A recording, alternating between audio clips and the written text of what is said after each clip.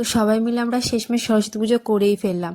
এবছর ঠিক ছিল না সরস্বতী পুজো করব, সবার একমত ছিল না, কেউ বলছে করব কেউ বলছে করব না, টাকা পয়সারও তো ব্যাপার থাকে, সেই জন্যে হয়ে উঠছিল না। তো ভাইরা আজকের দিনে সবাই মিলে চাঁদা তুলে ফেললো গাড়ি ধরে, তারপরে যা পয়সা হলো সেই পয়সাটা ঠাকুর নিয়ে চলে এলো।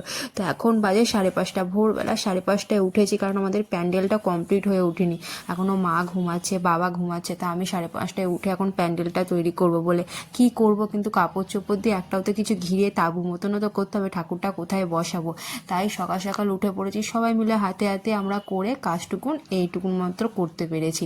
এখনও সামনের পজিশন কিছুই করতে পারিনি, খালি এই তাঁবু মতন একটা করেছি সবাই কাপড় চোপড় দিয়ে। তো বাচ্চাগুলোকে বললাম ঠাকুরটা নিয়ে চলে আয়, সবাই লোকজন যাচ্ছে রাস্তা দিয়ে, তো ঠাকুর দেখতে পাচ্ছে না, প্যান্ডেলটার দিকে তাকাচ্ছে। তো ওরা সবাই ঠাকুরটাকে নিয়ে এসে রাখলো, এখনও ভেতরে বসানো হয়নি, বসাবে, ইট পিট পাতুক। আমার দাদারাও রয়েছে, এই কাপড়গুলো সবাই একসাথে দিয়েছি, আমি দিয়েছি, মা দিয়েছে, তারপরে বৌদিরা দিয়েছে, বড় বৌদি ছোট বৌদি, সবাই মিলে কাপড়গুলো দিয়েও একটা আমাদের প্যান্ডেল মতন হয়েছে। তো সেদিকে এখনও গোলা দেওয়া হয়নি, আমি তাই গোলা দিচ্ছি। এই বাঁশগুলো এখনও সব কেটে রেখে যায় সামনের দিকটায় কিছুটা করবে বলে, এখনও তো পুরো প্যান্ডেলটা কমপ্লিট হয়নি, এবার সামনের দিকটায় না করলে ফাঁকা ফাঁকা লাগছে না, সেই জন্যে। তো বাচ্চাগুলো সবাই মিলেই করে প্রত্যেক বছর, আমরাও সবাই একসাথে করি, কিন্তু বাচ্চাগুলো আর কতটা করতে পারবে, আমাদেরও প্রচুর খাটাখাটনি হয়ে যায়। দেখো সবাই গর্ত খুঁড়ে রেখেছে, কিন্তু এখনও পর্যন্ত ফিনিশিংটা পুরোপুরি হয়নি। ঠাকুরটা আমাদের কেমন হয়েছে তোমরা কিন্তু বলবে। তো আমরা প্রত্যেক বছর এরকমই হয়, পয়সা কড়ির বাজেট খুব কম থাকে বলে না সেরকমভাবে করতে পারি না। দেখো আমার এলোমেলো হয়ে আছে চুল, সকালবেলা থেকে সে লেগেছি 5:30 থেকে, তার আগের দিন রাত 11টা অবধি ছিলাম এই কাপড় চোপড় নিয়ে, কীভাবে করব কী প্যান্ডেল করব বুঝেই উঠতে পারছিলাম না। তো চলো, মোটামুটি আমাদের প্যান্ডেল ফিনিশিং হয়েই গেছে।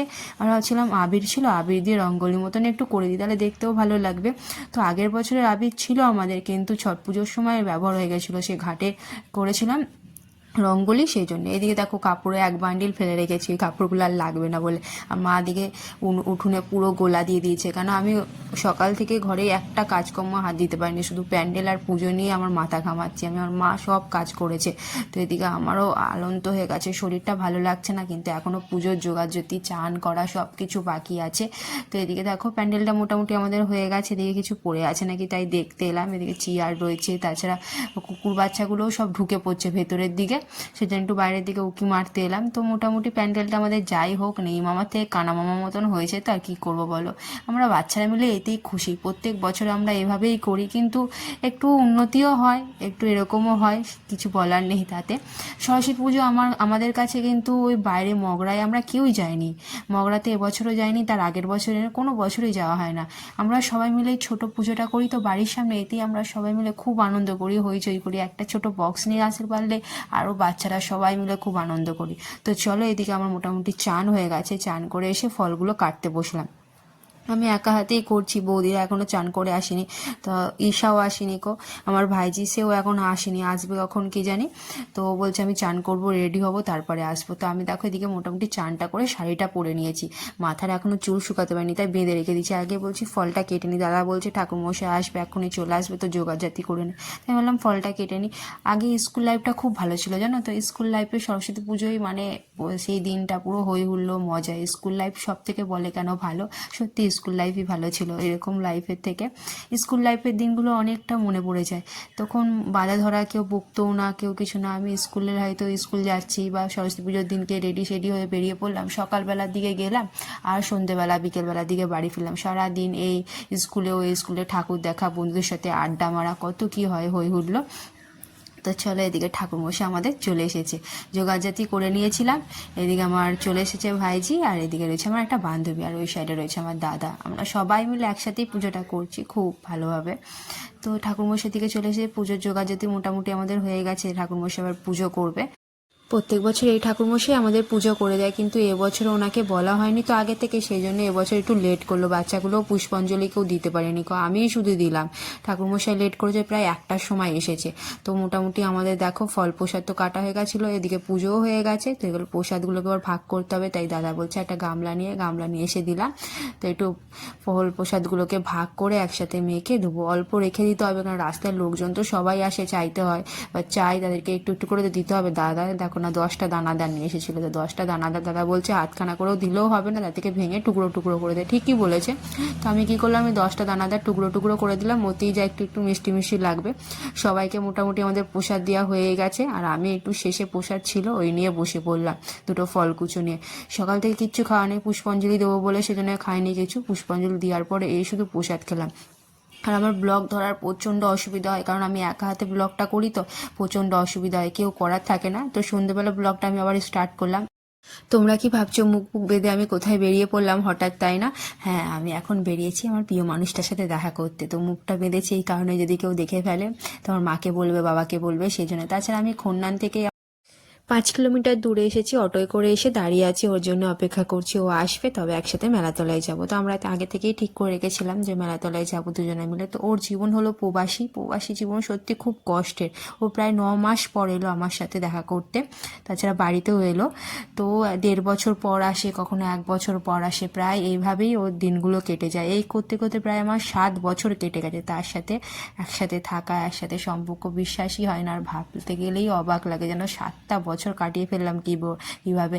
ওই যে 1.5 বছর পর 1 বছর পর আসে, তার সাথে আমার 1 মাস হয়তো সময় কাটাতে পারি, তাও ভালোভাবে নয়, তারপর আবার চলে যায়। তো চলো দুজনে মিলে মেলাতলায় চলে এসেছি। এত ঠেলাঠেলি হচ্ছে, এত ভিড়, তো আমার আর ভালো লাগছে না। আমার হাতটা শক্ত করে ধরে আমাকে নিয়ে যাচ্ছে, তো প্রচণ্ড ভিড় হয়ে গেছে। ওরা ভাবছে আর মেলা দেখবো না, বাড়ি চলে যাবো। তো দুজনে মিলে বললাম চলো বাড়ি চলে যাবো, ভালো লাগছে না।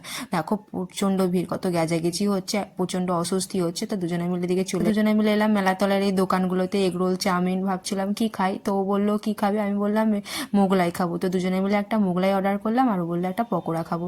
তো চলো মোগলাই একটা অর্ডার করেছিলাম, দুজনে একটা মোগলাই অর্ডার করেছি, ওটাই দুজনে মিলে ভাগ ভাগ করে খাবো। তো একটা পকোড়াও অর্ডার করেছি। তো আজকেই এলাম প্রথম মেলাতলায়, ফার্স্ট এলাম। আগেও অনেকবার আসা হয়েছে, 7 বছরে ওর সাথে আমি 3বার এসেছি এই নিয়ে মেলাতলায় পান্ডুয়ার। তো তার আগে তো সময় পাই না কখনো, 1.5 বছরে কখনো পুজো, আমি সত্যি কথা বলতে ওর সাথে কোনো দুর্গাপুজো, কোনো পুজো কাটাতে পারিনি। এই বছরে ভেবেছিলাম যে ও আসবে, তার সাথে আমি ওর সাথে পুজো কাটাবো, সরস্বতী পুজো, তাও কিন্তু আমার কাটানো হয়নি। ও থাকা সত্ত্বেও কিন্তু এবছর আমার পুজো কাটানো হয়নি, কারণ ওরও সময় ছিল না, আমারও সময় ছিল না। তো চলো এদিকে মোগলাই মোটামুটি আমাদের খাওয়া হয়ে এসেছে। তো দুজনে মিলে একটা মোগলাই খেলাম, কেন অতটা মোগলাই আমিও খেতে পারতাম না, ও একা খেতে পারত। এখন 7:30 বেজে গেল, বাড়ি যাব, আমাকে বাড়ি দিয়ে আসতে হবে। তাহলে নামিয়ে দেবে, আমি বাড়ি চলে যাবো, তারপরে নিজের বাড়ি চলে যাবে। তো চলো এভাবেই আজকে আমাদের দেখা করা শেষ হয়ে গেলে আবার পরের দিন ভাবতে হবে কিভাবে দেখা করবো। দেখছেন নাগরদোলাটা কত বড়, আমি কিন্তু নাগরদোলায় চাপতে পারি না, প্রচণ্ড অস্বস্তি হয়, বমি পায়। কিন্তু ওরও ঠিক সেম, ও চাপতে পারে না। ওকে বলছিলাম চলো চাপবো, বলছে না না আমি চাপবো না, আমারও বমি পায়। তো চলো দুজনে মিলে বেরিয়ে পড়লাম। তো এখন বাড়ি যাব, বাড়ির সামনে আবার রাস্তায় নামিয়েও দিয়েও বাড়ি চলে গেল। দেখো এদিকে বাড়ির সামনে চলে এসেছি আমাদের মণ্ডপের কাছে। তো চলো মোটামুটি আমাদের সন্ধ্যা আরতি এদিকে হয়েই গেছে পুজো। আমায় বলছিল তুমি কোথায় ছিলে এতক্ষণ, আসো। আমি বললাম মেলাতলায় গেছিলাম মেলা দেখতে। তো ওরাও বলছে কেন তুমি আমাদেরকে নিয়ে যাওনি, কেন আমরাও যেতাম সবাই মিলে। তো আমার ভাইজিরা সবাই বলছে, আমি বললাম পরে একবার নিয়ে যাবো তোদেরকে। তো চলো এদিকে দেখো বাচ্চাগুলো সবাই মিলে নাচ করছে। বক্সের সামনে একটা লাইট দিলে ভালো হতো, কিন্তু বাজেট নেই গো আমাদের এবারে, একদমই ভিখারির মতন যাই হোক করে আমরা পুজো করছি।